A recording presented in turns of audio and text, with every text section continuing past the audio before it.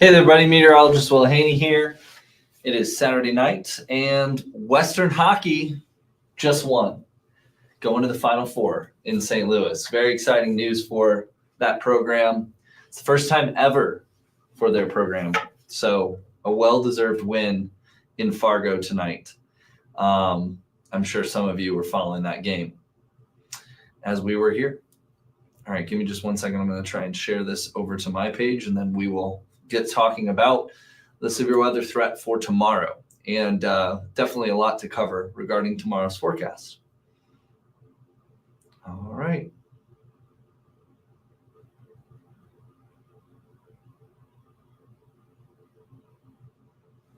Okay, it is shared. I'm going to add this, flip these around, make my graphics a little bigger. Okay. Good evening, Gwen. Hello, Jerry. And hey there, Jeanette in Coldwater. How are you? Good to see you. And Good Tribe Vibes. Proud alumni. WMU. Way to go. All right. We have a boundary across our area. Can you find it? It's not so subtle. So check out the difference in temperature there between even just Grand Rapids and Kalamazoo. It's 41 in Grand Rapids versus 58 in Kalamazoo. So there's a warm front lifted through yesterday, really, kind of stalled to our north. That front sagged farther south a little bit today. And so if you're unfortunate enough to be north of that front, you're in the 30s versus still feeling very mild, very spring-like south of that front. Not quite as warm as we were at this hour yesterday, but still quite mild in the upper 50s. And, oh man, morel mushrooms popping. I don't know. That might be a little early, Good Tribe vibes. But we shall see. I'd be shocked if they were, but maybe then again I wouldn't be with how we've gotten some rain and some 70s, but I think it's still a little early. All right, as we look at live Doppler radar, just some scattered light rain out there tonight. Not everyone is necessarily seeing a steady rainfall. Some of the steadiest rain right now pushing through south of I-94, where you can see some slightly darker greens. But I ran out and grabbed some dinner a little earlier. It was not raining. It probably is now outside of our building. There's a little bit more moisture off to the south, so I do expect rain to continue lifting through here, mainly overnight through early tomorrow. What I'm interested in is this area off to our west, because this will eventually kind of translate into our vicinity tomorrow. And the crucial thing for our severe weather setup for tomorrow is going to be whether or not we see some of this clearing, especially, or how long this rain lasts into the morning. With that boundary kind of stalled across our area, we're going to continue to see kind of that collision, warm air riding over that colder air. And so that lift in the atmosphere is why we're seeing this rain. It's also well north of that front why we're seeing the wintry mix for our friends up in the northern tip of the lower peninsula and then parts of the UP as well. So our main weather maker, though, is still kind of hanging out over near Omaha right now. Hard to make out, but there's basically a low hanging out right about here. This low is pushing to the east-northeast, and this is what's driving our chances for storms throughout the day tomorrow. For some reason, my graphics aren't letting me click something. All right, let's see. So this low, let's see if it'll let me. Maybe not. What the heck? Doesn't like that. There. Stupid notification popped up and I had to clear it. So that low is going to take a trajectory right about there. We're on the warm side of it initially, and we're also going to see the wind field sort of increasing tomorrow. So let's get right into it. We're going to talk about a lot of different things. Hopefully you guys heard me okay. I just realized my mic was kind of far away. So it's a weather alert day tomorrow for the potential for strong to severe storms during the later afternoon and evening. What's up, TK? How you doing, man? Salt Lake City, all the way from Utah, my man. Hope you're doing well. Cheryl, what's up, Donald? Mike, it's hard to say right now. As of now, I don't really suspect an upgrade from the slight based on what I'm seeing. I think a slight makes sense based on what I'm seeing. I haven't seen anything trending towards the higher end so far tonight. Now, there is more data coming in literally as we speak that I'm very intrigued to see how that looks through tomorrow. But as of now, I think a slight is probably the most likely scenario. Now you can see here, this is the severe weather outlook for tomorrow. The risk is a little higher farther south across portions of the Ohio River Valley and the Mississippi River Valley. We're kind of on the northern edge of that. This is, I would say, for us, a pretty typical like severe weather potential day. This isn't like anything that insane, but we're starting to get into that time of year where we get these potential days where we could see some stronger storms. So the window of opportunity for this for us is about 3 to 9 p.m. So it's really in that window of opportunity that we could see some stronger to severe storms. So if you're looking for a time frame to watch, and again, this is for tomorrow, it's 3 to 9. That area of yellow, again, is that slight risk that extends up to about I-96. You also may notice that the level 3 risk and enhanced risk just barely creeps into the southernmost counties.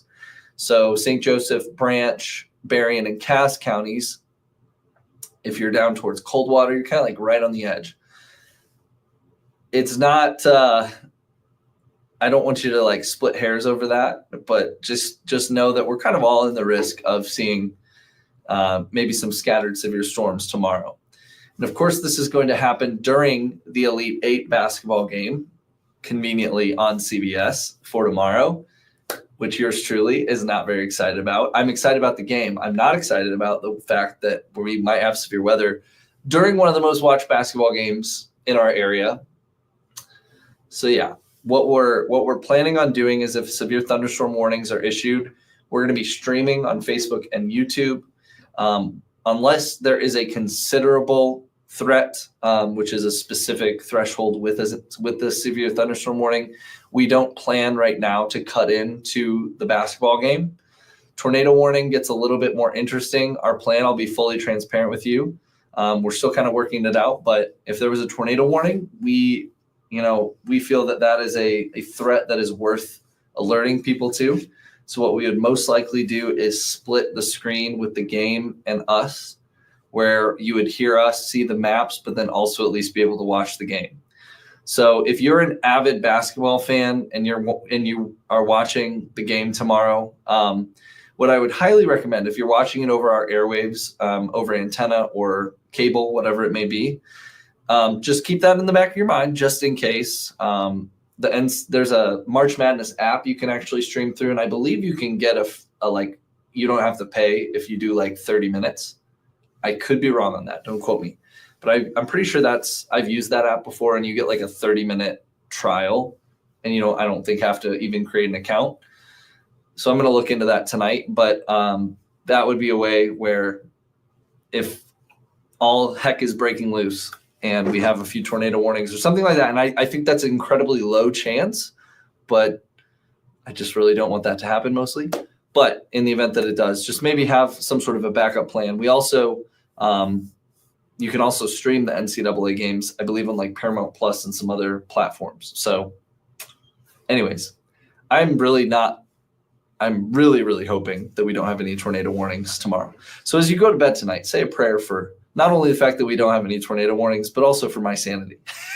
So I don't have to cut in during a highly viewed sporting event, which is the worst nightmare of every on-air meteorologist. All right, so let's go through some of the hazards, though. The wind is the primary concern. Hail is also, I would say, kind of a low to medium risk, whereas a tornado is a very low but non-zero risk. There is a decent amount of shear in the atmosphere, a good amount of turning of the winds initially. And I was just speaking with a group of adults a few days ago on severe weather, and I was explaining shear, right? What is shear? Shear is the turning of the wind with direction. It can also be a change of wind speed with height in the atmosphere, okay? So the easiest way I can explain it, and I remember going to my first ever storm spotter talk and having the light bulb moment for me as well. but just shear in the atmosphere, right? You can think of it as a change of wind speed or direction with height. So imagine if at the ground, I'm going to do some hand motions. You all ready for this? Okay. I'm going to do a little dance. Okay. Imagine if at the ground, the wind is going like this. Okay. It's just pointing its little finger. No, I'm just making a motion. Okay. So imagine the wind is flowing on the screen, my little head. Okay. I'm a little screen, but okay. Imagine the wind is moving one direction this way. Now imagine the wind is at a slightly different angle and moving maybe a little faster.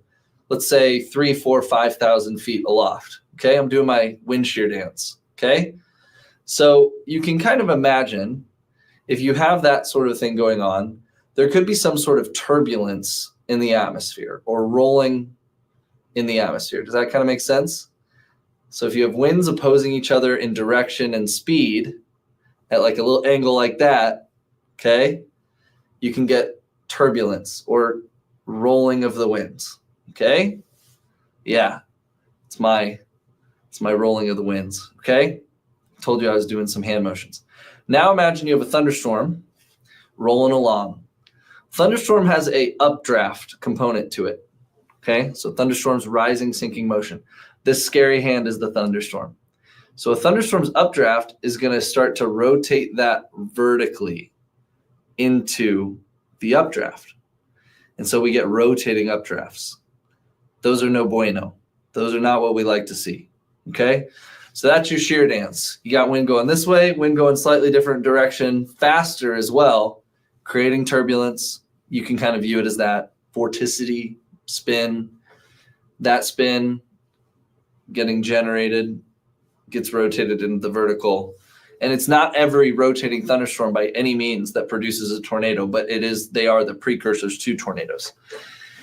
And even you don't always necessarily have to have those style of thunderstorms to see tornadoes, but that's just the most common. So that's wind shear. So there's some of that going on tomorrow.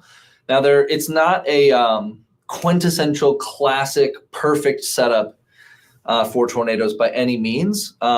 There's some other drawbacks, which I'll touch on here in just a second. All right, I digress. That was a long-winded explanation, but hopefully that made some sense. And man, Jesse, asking about the horse and chickens. Tomorrow, I think it would be wise. Yes, tomorrow afternoon and evening. Tomorrow all day, no, but after about 2, 3, I would get them in, Jesse. Good call, Jess, Keith and Melissa. The pug lovers in the house got their generator ready, just in case. Always a good plan. 'Tis the season. All right, so here we go. So hour by hour tonight through tomorrow, we're going to see some steady light rain continuing through probably around daybreak tomorrow. It'll be a damp start thanks to that, but most of the day initially in the morning should be dry. The only exception to that could be a little farther north and northwest of Kalamazoo. So here's the biggest thing that could spoil our severe weather chances. So in a way, if you don't want severe weather, which hopefully you don't, but you should root for this and root for it because then I won't have to cut in during the basketball game. But some of these showers earlier in the day and into the early afternoon, we may see some thunderstorms as early as 1 farther north, but the earlier in the day we can hold on to some rain and storms, the worse our chances for severe weather. Storms like instability, they like warmth, they like rising motion, right? You get that from sunshine, you get that from warm air. So this model indicates by around 1 o'clock, we're still cloudy with maybe some showers in the vicinity, okay? Showers wouldn't necessarily completely dispel our chances for stronger storms later, but if they hold on into the early afternoon, if they're a little bit more widespread, it would definitely hurt the chances. So let's play this forward and keep going. I hit the wrong button. Hold on. Let me go back. I missed my space bar and I jumped to the 7-day. Okay, let's get back to where we were. Stand by. Okay. Sunday morning. Again, overnight rain, starting off mostly dry. Did I just do it again? Okay. I thought I did it again. So this is 1 o'clock in the afternoon, 3 o'clock, And after this is where I think it gets interesting, especially on this model. And, notice farther south. So here's what I'm talking about. I'll move this even down a little bit. The reason why farther south, by the way, has a much higher threat of severe weather is because look how much more sunshine they're likely to see tomorrow early to mid-afternoon. See the lack of cloud cover there versus here, it's a little more iffy, okay? So you can see very faintly, but the clouds are thinning out slightly, at least depicted on this model. And then temperatures nearing 70 degrees, perhaps. The dew point will come up. So that's, again, 3 o'clock. Watch what happens after that. Maybe even a little bit more clearing. But again, we're talking about just a couple hours difference. If we see some sun for even just an hour or two, if you go out tomorrow at 2 in the afternoon and you're seeing some sun, even just filtered sun, you should be on alert that, hey, like that's going to help severe weather possibly later, which is not a good thing. So 4 o'clock, as depicted on this model, 5 o'clock, we have some sort of a line or cluster perhaps going through, and along the leading edge would probably find at least a few gusty wind reports, possibly some hail as well. 6 o'clock, and then by around 7, 8 o'clock, this line or cluster is blowing out of here and into the east side of the state, where then CBS Detroit will be sweating bullets on whether or not they have to cut in during the Elite Eight game. All right, so that's, again, the window of opportunity. I think especially when we start to see, I'm going to go back in time. So now we're back at 3 o'clock tomorrow. Especially when we see big lines or clusters of storms, traditionally that is a straight line wind threat first, but you can still sometimes get embedded little spin up tornadoes. It's not impossible, especially given the shear in play tomorrow. But we're not looking at a violent long track tornado day tomorrow, whereas farther south, they could see some of that activity. But again, by around 8 o'clock, 9 o'clock tomorrow, this is all out of here. And then the story becomes a chill returning to the air on Monday. Yay. So we get a cold front overnight Sunday into Monday. That sends the high temperature crashing to like 42 on Monday. In fact, the morning especially will be very cold. So this is Monday at about 7 a.m. Wind chills in the mid-20s. You'll want that maybe low-grade winter coat again, just to start the work week. And then, oh, by the way, after tomorrow, we are also eyeing Wednesday as a possible day for some storms too. And there is a pretty impressive wind field in play that day as well, where we could have possibly some severe weather. In fact, it's already highlighted by the Storm Prediction Center, which is somewhat, I won't say rare for us, but definitely has our attention. Basically that the National Weather Service's forecasters are already in their day 5 outlook, kind of highlighting a good portion of our area in a risk for possible severe weather. So it's something that we'll definitely have to watch after tomorrow. It's not this is definitely not a slam dunk forecast as far as, I wouldn't even say I have necessarily high confidence that we'll see severe storms tomorrow. I would say I have medium confidence in that. As far as tornadoes, I would say low confidence that we see any tornadoes here in West Michigan. But nonetheless, it is that's maybe a bad way to put it. It's a very low chance for tomorrow, but it's just a chance nonetheless. Definitely something we'll be keeping you updated on throughout the day tomorrow. We will be getting in additional data tonight, and then again early tomorrow. The Storm Prediction Center will also release a new outlook before Colin goes over the airwaves tomorrow. And so we'll get kind of their thinking as well on whether or not things have trended up or down, or if they've remained the same as far as our thoughts. So I'd encourage you from 7 to 9 tomorrow. Colin will be on. His website or his forecast will also get shared to our weather app and our mobile, our news mobile app and website. So you can always check our latest weathercast. Super easy to do that. And I would really encourage you to just check back tomorrow just in case. But I would say 3 to 9 p.m. right now is the window that we're looking at. Just stay weather aware.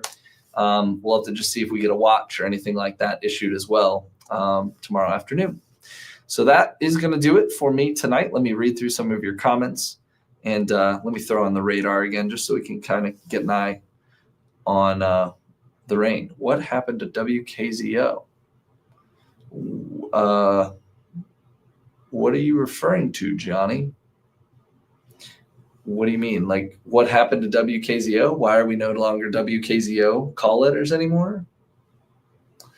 That was a few decades ago. Jesse, my friend's horse hates. That's sad. He is blind. Blind horse. I can imagine that would be pretty freaky as a horse to hear some rain and storms coming in. Thank you, Wilson. Appreciate the prayers, man. Kimberly wins. How high? Grand Junction. Tomorrow, I would say gusts outside of storms should be in the range of like 30 to 40. It's if we see a strong line of storms work its way through, then we may have those wind gusts pushing 50, 60 miles an hour, if not more, in the strongest storms. But that's going to be a lot more isolated. Overall, I think in general, 30 to 40 mile an hour gusts make sense for tomorrow outside of the thunderstorm threat. But yeah, we'll continue to keep you updated. By the way, so with the basketball game, one thing I did mention, but if we have severe thunderstorm warnings, we're going to run the crawl on the bottom of the screen or maybe the top, depending on if it blocks the score, which is another whole stressor with basketball for me, because then I have to figure out where we put the little weather crawl thing. But if there are severe thunderstorm warnings, we will be streaming live on Facebook and on YouTube, so just like we are right now. So I would, if you're trying to get us on TV and there's basketball on, but you know there's warnings, I'll be live streaming tomorrow. So we'll keep you updated there. And then obviously if a tornado warning happens, which I think is a low chance, but if it happens, which we're hoping it doesn't, we'll also be streaming and then also trying to cut in to the game as well. That would do, like I said, a split screen where you can still watch the game, watch us, and we'll keep you updated. Okay, so rain tonight, storms tomorrow, 3 to 9, colder Monday, another possible storm threat on Wednesday. It's going to be a busy week, but this is the season for just that. We get a lot of things going on. Really quickly, I'll show you the 7-day forecast before I have to go and jump on the ARC West Michigan at 10. Jesse's on spring break. Heck yeah. Josh Eggy? Man, son. Beckham loves your updates. Your man, son, Beckham, loves... Or are you saying, man, son? As in me. I don't know. Well, thank you. Thank you, Beckham. Thanks, Josh. And there's a 7-day. So, yeah, another possible weather alert day on Wednesday. After that, hopefully some kind of chill, quieter weather towards the end of the week. All right, Ben Richmond. What are you saying, Ben? You going to be chasing tomorrow? Yeah. Oh, in North Carolina, Ben. Come on, man. No, I'm just kidding. Enjoy your time, Ben. And also, yeah, it's such a messy day. I don't really know if we're going to see, I think we'll see some storms. It really depends on that. To me, it depends on how long rain lasts into the morning and also if we can see that afternoon clearing. So we shall see. I would be a lot more worried if I was in Indiana tomorrow. All right, I'm going to wrap this up. Go green. Go green, go white.